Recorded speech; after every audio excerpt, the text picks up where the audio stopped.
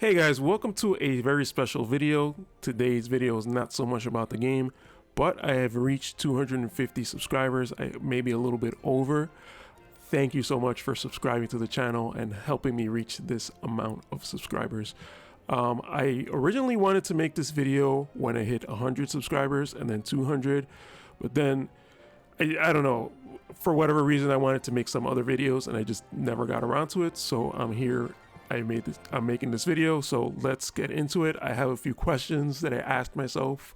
Maybe people might want to know, but if you guys want to leave questions in the comments, I will gladly do a part 2 and answer those questions. So let's get started. Question number 1 is, why did I start the channel? So the reason that I started this channel is, well, first of all, I kind of always wanted to have a YouTube channel, but specifically War of the Visions, I felt like there was a lot of content that was missing for lower players and for like middle level players. I feel like a lot of the other content creators sort of cater to people who are, you know, paid players. I don't want to necessarily say whales, but there's a lot of like high level content, like a lot of low level content is assumed. And even though you might find like a beginner guide, it's kind of very general in what you should do. And I don't know, I don't feel like they're super helpful for beginners. So I kind of just started this channel. I'm not really sure if I really accomplished anything in helping newer players, but I kind of just started, and you guys know what kind of videos I make by now. So the second reason I started the channel is because there still is, and there was a lot of negativity in this game, and I feel like people don't really understand what a free-to-play game is, or like a gacha game is, in terms of spending and in terms of the developers charging you a lot for a game. I think for my approach to this game, you kind of have to understand what a free-to-play game is and just be very careful not to spend too much. Definitely okay to spend, but be careful not to spend too much, and realize that they're gonna try to lock stuff that you want behind a paywall or behind some kind of payment, because that's basically what they want out of this game, is just to make a ton of money. And the third reason is basically I just wanted to talk about the game. So I talk about the game a lot, apparently. I do have friends who play this game, but obviously not everybody in the world plays this game. So I am just glad to be able to talk about it. Okay, so just moving on from that, what are the things that I like about this game? So the way I kind of see it is, I came for the FFT, Final Fantasy Tactics, and stayed for the story and the characters. Of course, I started this game when they had the FFT collab. You know, I pulled for Orlando, I pulled for Ramza, didn't get either one of them. I kind of was a little bit lukewarm about the game. I started playing the story. I really enjoyed the way they did the story and the fact that it was fully voiced. It's probably my favorite part about this game. The characters are so good.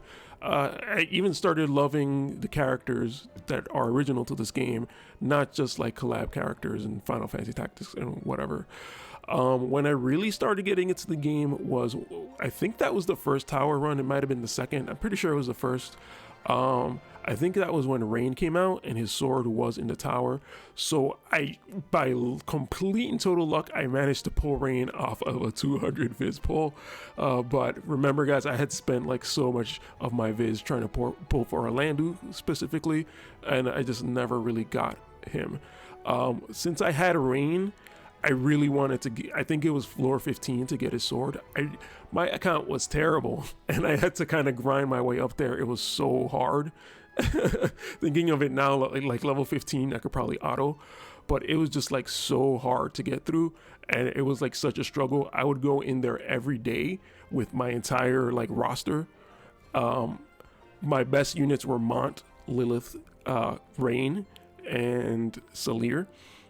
And then everybody else was completely underleveled. Actually, I had like Ziza and Rairu, but they were completely underleveled. I didn't know anything about Esper Resonance or anything like that. I had like normal weapons. Somehow, like, one of the things about Tower back in those days is that the accuracy was terrible. So I just, even with my lower units, I couldn't even hit.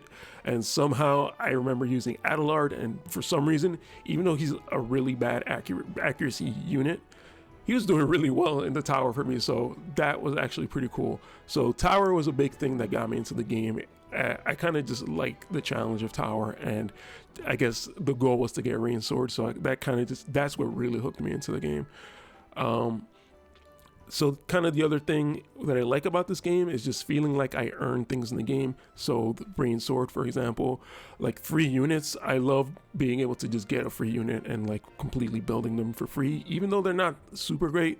I just love being able to earn stuff, and just it feels like I'm cheating or something by getting a free thing. I think that's kind of the design of the game, so that's something I do enjoy about the game. That's why I kind of make videos about getting shards, like every possible way to get a free shard.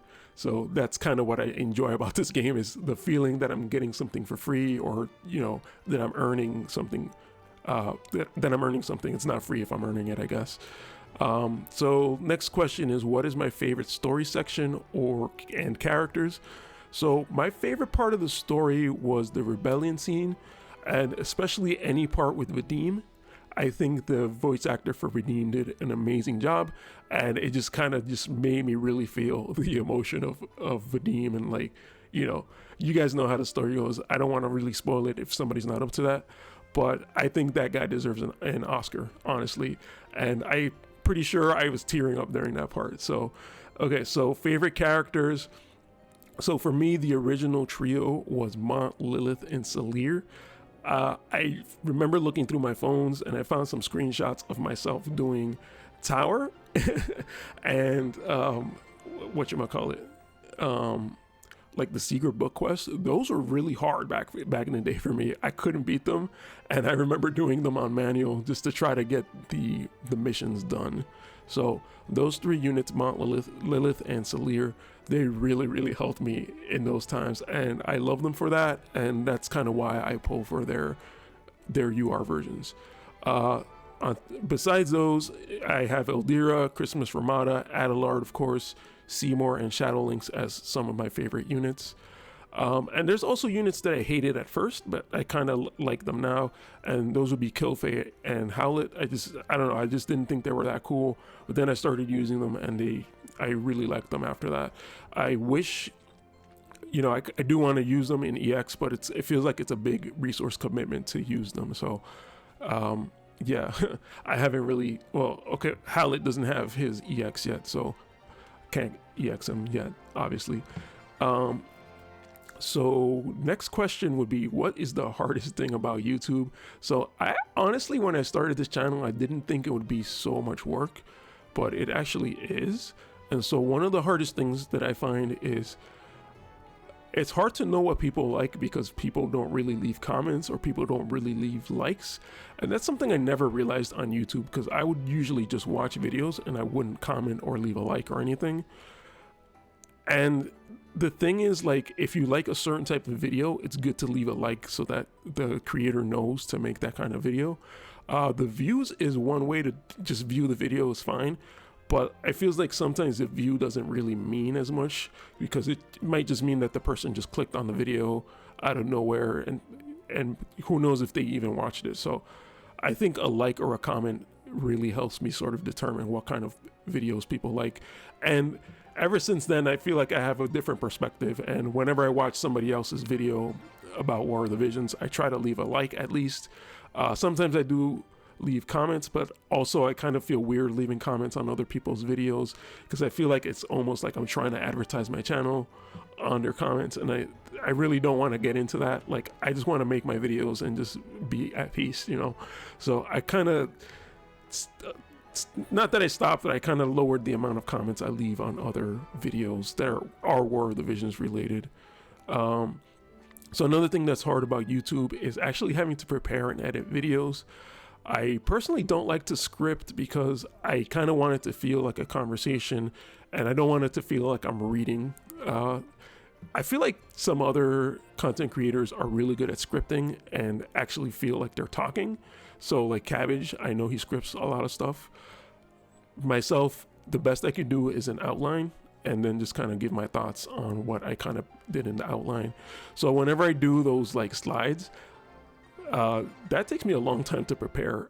a lot of that stuff, like doing the background and getting all the pictures, and that takes me a long time, to believe it or not, especially the ones where I kind of compare banners to each other, because I have to go back and find screenshots, or I have to screenshot things myself from older videos, and I have to like look through them. It takes a while.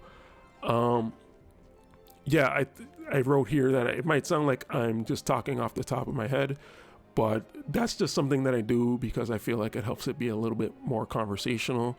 And also, I kind of in my life have had to sort of just talk and just talk and talk and talk to people just to kind of not be awkward. So I've kind of learned to just talk and just keep rambling, and that might be why my videos are so long. Okay, so another thing I don't like about YouTube is a lot of times I think my voice sounds terrible in every video. Not every video, but especially when I started, it feels like the mic wasn't really picking up my voice right, and it just sounded like rough, or like I was sick, or like I, was dehydrated or something. So I pretty much realized that I have to basically scream like I'm talking to someone in the back over there, because I tend to, when I have a microphone this close, I tend to just talk like really low, but I end up having to scream, and I think that's what sounds right. That's what sounds like normal, quote unquote, for YouTube, and like a lot of other YouTubers are probably just like yelling, and it sounds normal, basically. So kind of another question that I wanted to include in here is, why do I hoard so much? And it's funny because I feel like I'm really good at saving money or saving resources or whatever.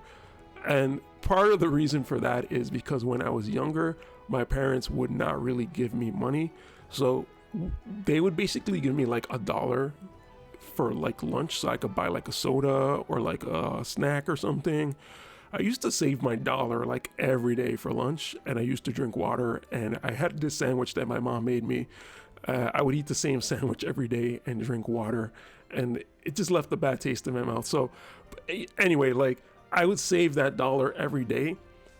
And you got to think about it this way: to buy like a PlayStation 1 game back in those days, it was like $50, and like Nintendo 64 was like $80.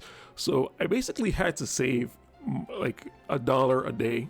So for weekdays, that's $5 a week for 10 weeks to get $50 to buy a PlayStation 1. So I got really, really used to saving, and that sort of translates to how I play games nowadays. It's just like, it's almost like a childhood trauma, right? And even though I make money now, I have a job and everything, I still hold on to my money. I feel like I'm still poor, so I spend money like I'm still poor. So that's how why I'm so good at hoarding so much money and resources, and that's why I like never spend on anything. I don't like to spend on anything. Let me put it that way. Also, kind of, I guess, to give a little bit of context, my parents are immigrants, so we were not really rich growing up. English isn't even my first language. I actually speak Spanish. Can't really say I speak Spanish that much better than my English. Well, a lot of times I trip over my words, and I say the wrong words. I'm gonna say one word and I change it to another.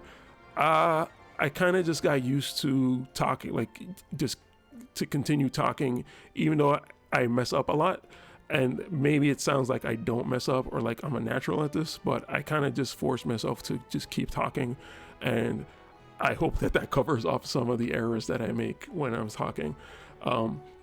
That's kind of been the thing for me with YouTube, is it has allowed me to do that. And it's sort of weird because I never really expected to be talking and to make videos that people actually watch. And that's like crazy to me. Like, talking, I feel like like back in the day was a skill that I never thought I would have, and I feel like I've gotten better at talking. Honestly, I think anyone can do this. So if you want to start a YouTube channel, I strongly urge you to do that. Even if it's just like a poll video or something like that, I think it's worth just doing that. Part of it is just putting yourself out there. I know that when I was younger, I just wanted to hide myself. I didn't want people to see me or to judge me or anything like that. But honestly, nowadays, I just talk, and if people don't like me, that's their problem, but people usually keep it to themselves, so I don't really, and even if they didn't, I don't really care at this point. Like, I have been made fun of so much in my life, like I just don't even care anymore. You can easily get stuck being insecure and like not doing anything in your life. So I kind of just decided, like, if people are gonna make fun of me, just let them, and I'm just gonna do my thing anyway. All right, so continuing onward, the last two questions here.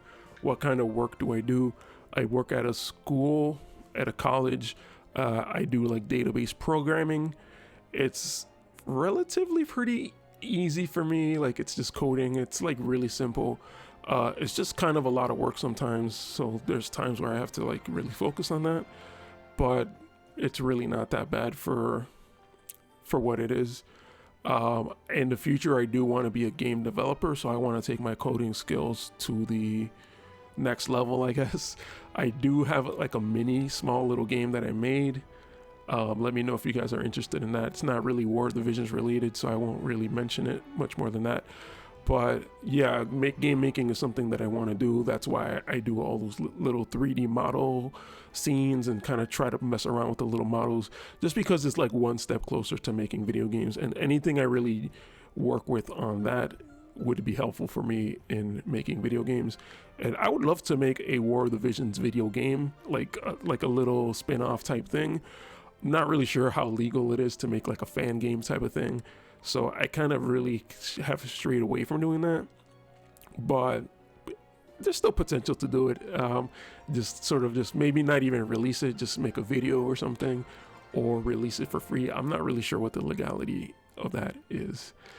And finally, the last question, how old am I? I don't know why I said what. I am 37. I was born in 84. So yeah, I'm kind of old, I think, compared to a lot of people. But I think that's kind of why I try to be as level-headed as possible, because I feel like in my age of 37, about to be 38, there's a lot of things that I learned over time. And, part of it is just, you can't, number one, you can't always get what you want in life. Number two is sometimes it just takes patience to get what you want. And, things like that. And I kind of tend to see the long term, I guess I have a long-term view on things, not like a short-term. What, in War of the Visions example, what might be a good unit now or a good VC now might not be good, or might not be good for your account, a month from now or whatever. So I kind of always try to keep that kind of long-term perspective on things. And so that's kind of why I just end up saving, even though it's not really for like a meta unit. It's just for a unit that I like, or like, let's say, Final Fantasy, whichever one comes out, if I like that Final Fantasy like 7, I want to get the units from there at least, so yeah, that's kind of how I think of it. That's pretty much all the questions I came up with. I wanted to keep this short, kind of long already, but I'll just leave it like that. Let me know if you guys have any questions that you want to ask me or anything. Just leave them in the comments. I might make a part 2 of this, but maybe if I don't get that many questions, I'll just answer it in the comments. All right, well, thanks for watching, and thanks for being a part of my channel. I have really high ambitions of doing like different kinds of content on this channel, like 3D models, animations, stuff like that. Will I ever get around to doing it? I have no idea. I do also want to branch out into other games. As you kind of seen, I've been streaming a little bit lately. I'm not really sure how streaming works, to be honest, but I probably want to do different games. Probably not going to do that many different games because I just don't have that much time after playing War of the Visions, so you kind of know how that is. All right, let me leave it there before I hit the 20-minute mark, and I'll catch you guys on the other side. Take care and have a good one. Peace.